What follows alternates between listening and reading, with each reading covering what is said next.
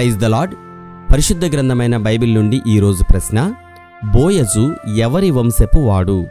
Option A సౌలు, option B సమూయేలు, option C ఏలియా, ఆప్షన్ డి ఎలీమెలెకు.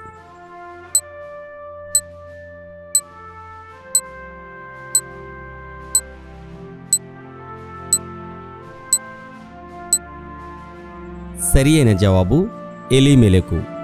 నయోమి పెనిమిటికి బంధువుడొకడుండెను. అతడు చాలా ఆస్తిపరుడు. అతడు ఎలీమెలెకు వంశపు వాడయుండెను. అతని పేరు బోయజు. ఇది రూతు గ్రంథము 2వ అధ్యాయము 1వ వచనంలో వ్రాయబడి ఉన్నది.